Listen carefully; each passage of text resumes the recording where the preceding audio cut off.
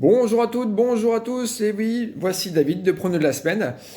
De retour depuis hier, et oui, j'avais 2 ans d'absence, et puis on a fait un combo hier avec, comment dire, la victoire du Mexique et un plus 1,5 but lors du match de la Corée. Eh ben, c'est passé, vous aurez la preuve en image dans quelques instants, et je vais vous dire qu'effectivement, se lever à 3h50 du matin pour voir le match de la Corée, c'est un peu tendu quand même, hein. Allez.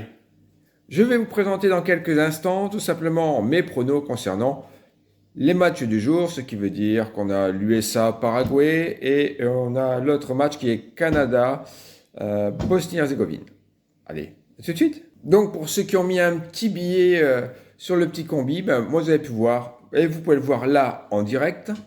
Et oui, j'avais misé une somme de 5 euros, c'est modique, pour en avoir 9,60 à la fin. C'est passé, on s'emballe pas surtout, car c'est juste le premier jour, on va dire la chance de la reprise des débutants, comme diraient beaucoup.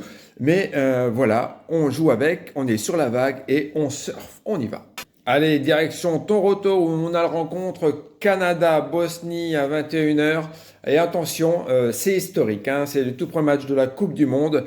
Jamais joué sur le sol canadien. Et oui, côté canadien, grosse tuile. Et ça, ceux qui font leurs vidéos 3 jours ou 5 jours avant, ils ne peuvent pas le savoir. Alfonso Davis est forfait. Et oui, il s'est blessé à l'entraînement aux ischios. C'est con, mais ça arrive. Donc ça va être simplement Jonathan David, le gros buteur qu'on connaît, qui est passé chez Lille. Et on sait qu'il est capable de faire de belles choses, qui va devoir porter l'équipe. Et en face, on a la Bosnie et son légendaire Edin Dzeko qui arrive à 40 piges. Mais lui aussi serait éventuellement incertain, touché à son épaule. En même temps, vous allez me dire, oui, mais quand on joue au foot, on joue avec ses pieds, sauf que c'est la mécanique du corps et ça peut être plus ou moins chiant. Et ces 2 absences vont changer pas mal de choses d'après la machine. Alors, quand on mouline tout ça, mon analyse, en fait, c'est un match assez serré. Trop serré, on va dire. On aurait pu dire Canada ou nul, mais ça, même ça devient tendu parce qu'ici, tout le monde peut gagner. Donc on partira sur l'over 1,5 but. Et oui, je pense que les 2 équipes seront capables de se rendre les coups assez facilement. Donc on y va à la cote de 1,37, qui est pas mal. On passe au deuxième match. Et oui, le deuxième match, c'est là où il me faudra du café une nouvelle fois à 3 heures du matin pour voir USA-Paraguay. Alors là aussi, c'est un peu particulier, hein. On sait qu'on a Christian Pulisic qui, lui, est le capitaine américain et qui sera porté tout simplement, certainement par son public et j'ai failli oublier, le buteur Balagun.